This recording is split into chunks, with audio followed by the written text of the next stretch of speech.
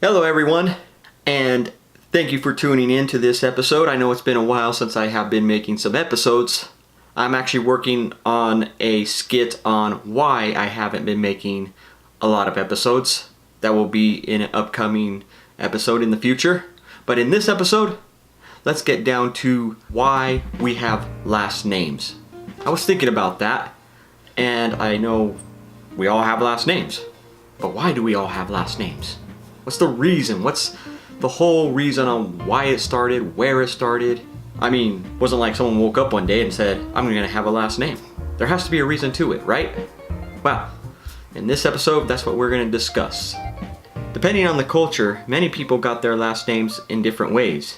Many last names or surnames can be traced back to medieval Europe. Most Europeans lived in small villages, separated from other villages by large tracts or farmland. At that time, populations were small and often separated by enough distances that people didn't necessarily interact with people from other villages. Everyone knew everyone else in the particular village, so there wasn't really a need for last names. Over time though, villages and populations grew.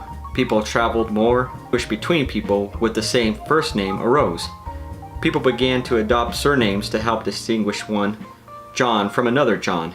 Surnames, or last names, had many different sources, but they were roughly grouped into three categories: a location, an occupation, a status, or a nickname. The first surname were quite simple. This was because people's last names were either named after their father. So if a person's father was named Richard, and the person was named John, the person would be named John Richards or John Richardson. Or the person's last name would be named depending on where the person lived. So for example, if the person lived in the woods, his name would be Alan Woods. A surname would identify people based on where they were born. For example, Simon York would probably be the Simon who lived in the town of York. Occupational of status names were also common. They identified people based upon their jobs or social status. Thomas Smith would have been the Thomas in the village who was the blacksmith. Robert Knight might have chosen his surname to reflect his social standing as the knight in shining armor. Other common surnames were based on nicknames, which were usually adjectives that helped to describe a person in some way. So for example, if everyone knew the one person that was short and his name was Jason, well, most likely his surname would be Jason Short. This method on giving people last names and distinguishing who was who worked at first. But then again, the population boomed. And now many people had the same last names. So there was probably 5 people named Keith Smith, and only one of them was actually a blacksmith. Or there were probably 10 people named James Woods, and only one of them actually lived in the woods. So it got complicated again. This made it hard to know who was who again, and who people were talking about, especially for the governments. So this is why a lot of people today have social security numbers. This allowed people to have the same name if they chose to, yet there will be no confusion, especially for the government. Now let's jump in to middle names. Why do we even have middle names? Most people don't even use their middle names. We have it, but it's kind of a name that's unnecessary. There are some people that actually do go by their middle names. Some people go by their middle names and don't go by their first name. When women get married, they use their first name and then their maiden name as their middle name and then their new last name. But all in all, they don't really use it.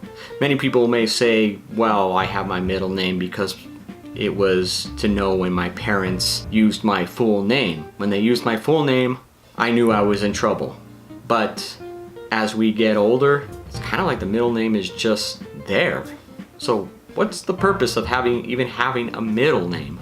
Well, let's take a look at that. We can trace back middle names actually went back all the way to ancient Rome. Many Romans had 3 names, which indicated what branch of family you were from. The more names you had, the more respected you were by others.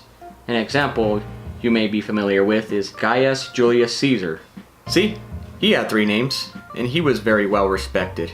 He's actually still known to this day. This tradition of multiple names spread over to Western cultures in the 1700s.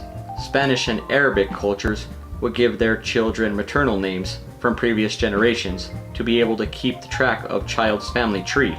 But the way we use middle names today originated in the Middle Ages when Europeans couldn't decide between giving the child a family name or the name of a saint. They eventually settled on naming their children with the given name first, baptismal name second, and surname third. The tradition was spread to America as people started to immigrate overseas. As time went on, people started to stray away from religious names and get creative with the second name of their child. Today, some people don't even have middle names. Or some people actually prefer to be called by their middle names. And then there are some people who don't even use their middle names.